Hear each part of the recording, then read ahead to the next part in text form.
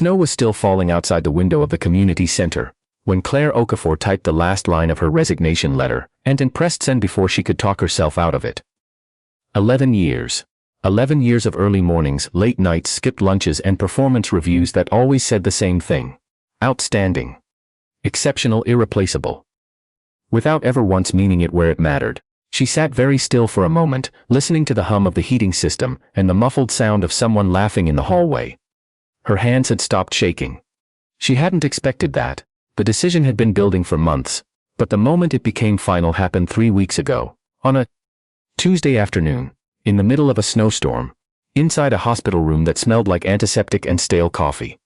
Her son Joel had been admitted for the 3rd time that year. He was 7, and he had a respiratory condition that the doctors described as manageable, which Claire had come to understand meant manageable. As long as someone was paying attention every single day. As long as someone was home. As long as someone wasn't on a conference call to Vancouver at 6:30 in the morning, or stuck overnight in a hotel in Ottawa because the regional director had extended the meeting by 2 days without notice. Joel had been asleep when she finally made it to the hospital. That Tuesday, she stood at the doorway of his room watching the slow rise and fall of his chest under the thin blanket. The little oxygen monitor clipped to his finger, blinking steadily. He had his father's ears. He had her stubbornness. He had a way of looking at her sometimes. Not accusingly, not even sadly, just quietly. The way children look when they've stopped asking for something because they've decided it isn't coming. On the way out, she passed the nurse's station. One of the nurses, a kind woman with silver streaks in her hair, touched her arm and said gently, "He asked if you were coming back tonight." She paused. "He said he figured you probably couldn't." Claire drove home in the dark with the wipers going, and that sentence sitting in her chest like a stone. He figured she probably couldn't. She had spent 11 years building a career that paid the rent, kept the lights on, and bought Joel the winter boots he needed. She had done it alone, since Joel's father left when Joel was 18 months old, not dramatically, not cruelly, just quietly and completely, the way some people disappear from responsibilities that turned out to be heavier than they'd expected. Claire had not had the luxury of falling apart. She had organized herself into a machine of efficiency and survival, and the machine had worked. They had a decent apartment in Kitchener. Joel had a good school. She had dental coverage. But somewhere along the way, her son had stopped expecting her to come back. That was the resignation letter. Her supervisor, a man named Gordon, who wore the same blue blazer 5 days a week, and talked about optics constantly, had been the one to warn her. He'd called her into his office the morning after she submitted it, and he'd leaned forward across his desk with the expression of a man who believed he was doing her a favor. "Claire," he said, "you're 41 years old. You've built something here. You walk away from this position, especially in this climate, and you are not going to find something comparable. I'm telling you that as someone who genuinely respects your work." She had looked at him for a moment before responding. "My son stopped expecting me to come home, Gordon." He hadn't had anything to say to that. She cleaned out her desk on a Thursday, carrying a small cardboard box through the lobby, while her colleagues pretended not to notice. A few of them hugged her. One of them said she was brave. Another pulled her aside near the elevator and whispered that he wished he could do the same thing. And something about the way he said it, like a confession, made her sad for him. She drove home through freezing rain and walked into the apartment, and Joel looked up from the kitchen table where he'd been doing homework. "How come you're home early?" "I'm home for good," she said. He looked at her for a long moment with those quiet, watchful eyes, and then he closed his notebook and said, "Can we make macaroni?" They made macaroni. They ate it standing at the kitchen counter because the table was covered in his art supplies, and he told her about a joke someone had made at recess that she didn't entirely understand but laughed at anyway, and she thought, This is the thing I was trading, but love doesn't pay rent." By the end of the second week, the panic had started setting in quietly, the way cold air comes under a door. Claire had savings, not much but some, enough for maybe 2 months if she was careful. She applied to 14 jobs in the first 10 days. 3 of them didn't respond at all. 4 sent automated rejections within 48 hours. The others went silent. She updated her resume. She reached out to former colleagues. She created a spreadsheet because that was what she did when she was frightened. She organized things. Joel's medication cost $312 a month. Even with coverage. Without her employer benefits, she was now paying out of pocket. While she figured out provincial coverage, which required forms and waiting periods. and a phone line that put her on hold for 40 minutes before disconnecting her. She sold her grandmother's pearl earrings to cover the electricity bill.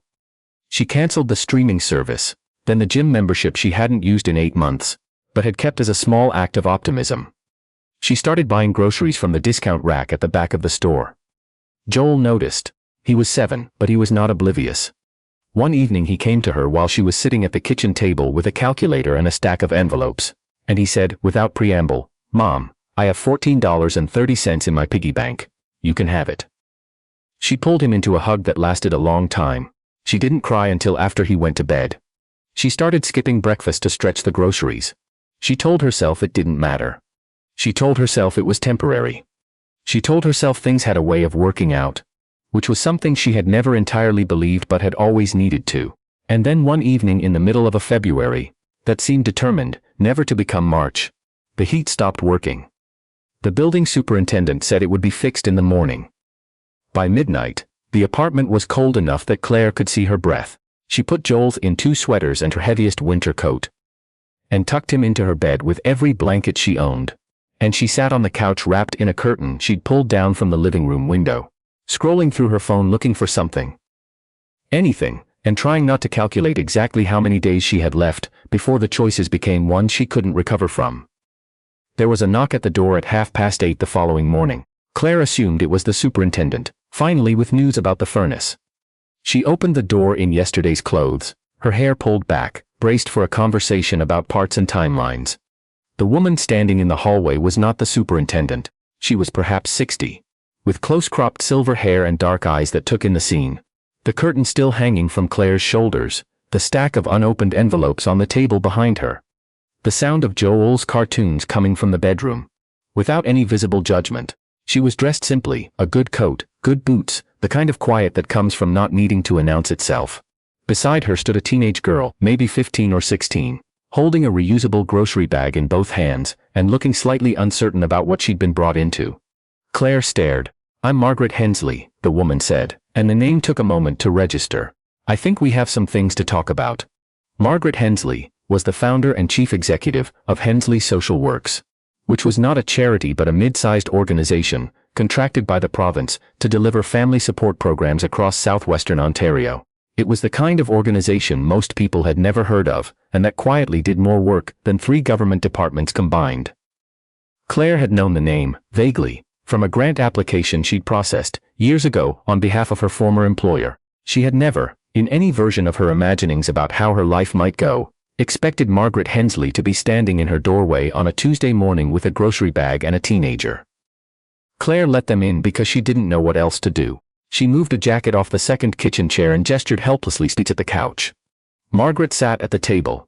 Her daughter, Claire would learn her name was Quinn, set the grocery bag down on the counter and then stood quietly, the way teenagers do when they've been asked to accompany a parent somewhere and are making the best of it. "I heard about you through Gordon Ashby," Margaret said. Claire felt her face go very still. "He called me 2 weeks after you resigned. He was, in his way, which is not a particularly graceful way, trying to do something useful. He told me that one of the best people he'd ever worked with had just quit to take care of her kid, and that he'd said some things that probably weren't helpful, and that he thought I should know you existed." Claire absorbed this. "Gordon called you." "Gordon called me." Margaret's expression was dry but not unkind. "He's not entirely useless." There was a pause. In the bedroom, Joel's cartoon made an explosion sound, and then Joel laughed, and the laugh floated through the thin wall between them like something very small and very alive. Margaret glanced toward the sound. Something shifted in her face. "Quinn," she said quietly. Her daughter looked up. "Would you go see if he wants help with that?" Quinn took a moment, clearly assessing whether this was actually what she wanted to do, and then she picked up the grocery bag, pulled out a box of crackers and a jar of peanut butter, and carried them down the hall and knocked on Joel's door. Claire heard him open it, heard Quinn say, in the flat, slightly awkward register of a teenager who has not entirely figured out small children yet, "Hi, I'm Quinn. Do you like crackers?" There was a pause, and then Joel said, "Depends on the cracker." And Quinn laughed, a real laugh, surprised out of her, and said, "Fair enough. These are pretty good ones." Margaret was watching the hallway when Claire looked back at her. The older woman's expression had changed entirely. The professional composure was still there, but underneath it was something softer and less defended. My daughter was sick for most of her 13th year, Margaret said, without preamble. I was in the middle of the largest expansion Hensley had ever undertaken. I was flying to Ottawa every second week. I had 3 board meetings in January alone. She paused. Quinn spent 6 months in and out of treatment and I was not there for most of it. Not really. I was there in the way that means you show up but your mind is somewhere else. You're already thinking about the next thing. She looked at her hands. She told me last year, she was 15 by then, she said. Mum, I used to think you just didn't love me as much as the job. I know now that's not true. But for a long time, that's what it felt like. Margaret pressed her lips together. A 15-year-old shouldn't have to do that kind of reconstruction for her own mother. Claire didn't say anything because there wasn't anything to say. When Gordon told me what happened, what you did, I thought about what it would have meant if I had made a different choice when Quinn was 13. Margaret looked up. I don't know if I'm capable of making it now, even still. That's the honest answer. But I've been trying to figure out what I can do with what I've learned. She reached into the inside pocket of her coat and placed a folder on the kitchen table between them. Claire looked at it but didn't touch it. That's not your old job, Margaret said. And it's not a favor. It's a position that doesn't exist yet. I want to create a family liaison role. Someone who sits between our program managers and the families we serve, specifically to identify where our systems are failing parents who are doing everything right and still falling through the cracks. She nodded at the folder. The hours are designed around school schedules. You can work from home 3 days a week. Full benefits from day one including coverage that will handle Joel's prescriptions. Claire finally reached for the folder and opened it. There was a contract. A salary that was not extravagant but was honest and fair, and at the back, tucked behind the last page of the contract, was a single handwritten note on plain paper. She read it twice. It said, "You made the harder choice. I want to build something where that choice doesn't have to be so hard." Claire set the folder down and looked at the window. Outside, a city bus was making its way down the street through the remains of the February snow, and the morning light was doing what February light does. Thin and gray and somehow still trying.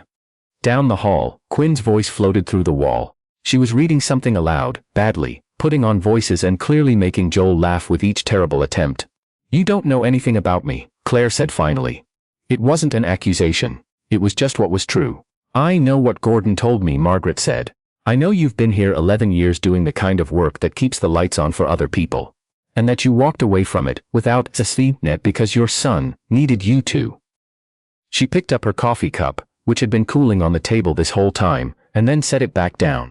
"I know that this apartment is freezing, and that you are sitting here in last night's clothes talking to a stranger, instead of letting yourself fall apart.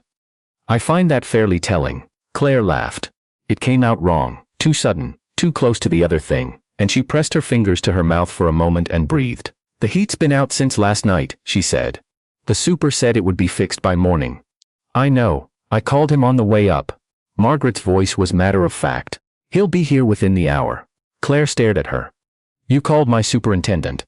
"I may have suggested that a 72-hour heat outage in February in a unit with a child with a respiratory condition might be worth escalating." Margaret met her eyes, and there was something almost wry in it. "I've been known to be persuasive." Claire looked at the folder again, at the handwritten note. At the morning light coming through the window. She thought about Joel's voice down the hall, bright and unself-conscious, and entirely unconcerned with the logistics of the last 3 months. Doing what children do. Living in the present moment with the total conviction that the present moment is enough. She thought about the superintendent arriving within the hour. She thought about the nurse at the hospital, with the silver streaks in her hair, who had touched her arm and said what she said. "This is real," Claire said. It came out as a question. "It's real," Margaret said. "And you built this position, because of what Gordon told you, about someone you'd never met." Margaret was quiet for a moment. "I built it because Quinn looked at me last year and told me the truth about what my choices had cost her. Gordon's call gave me a name to put to the idea." She paused. "Sometimes the right person arrives at the right time and you recognize it. That's all this is." That wasn't all it was. Claire understood that. There were years of accumulated regret and course correction behind what Margaret was offering. The specific generosity of someone who couldn't go back and do better for their own child, but could try, in whatever imperfect and limited way was available to them, to do better for someone else. Claire thought about how kindness is rarely simple, how it almost always arrives, carrying the weight of something the giver needed to put down somewhere. She picked up the folder. "Can I have a day to read this properly?" she asked. "Of course," Margaret said. "Take whatever time you need." She stood and pulled on her coat. She paused at the hallway and looked toward Joel's room, where Quinn was apparently now losing badly at something that involved considerable negotiation about the rules. "She's good with kids," Claire said. "Better than she thinks she is." Margaret watched her daughter's shadow moving on the other side of the door. The professional composure had softened completely by now, replaced by something that looked, from where Claire was standing, a great deal like gratitude. "She's good at a lot of things," Margaret said quietly. "I'm trying to make sure I actually see them." She left. The apartment was still cold, but not as cold as it had been at midnight, and through the wall came the sound of Joel explaining the rules of a game he was clearly making up as he went along, and Quinn accepting them with the particular patience of someone who has decided that this is actually the most interesting thing that's happened to her all week. Claire stood in the kitchen for a long time, with the folder in her hands and the morning light on the window, and the bus rumbling past outside. The heat came back on 20 minutes later. She stood in the middle of the living room and felt it arrive, the way warmth does. Not all at once, but steadily, and then suddenly everywhere. Not every right decision announces itself with certainty. Some of them arrive quietly, in the middle of an ordinary morning, through a door you were afraid to open. And sometimes the person on the other side has been carrying, for a long time, exactly the thing you didn't know you needed. If this story stayed with you, subscribe to True Kindness for more stories about ordinary people doing extraordinary things for each other. Because those stories are everywhere, and they matter more than we remember to say.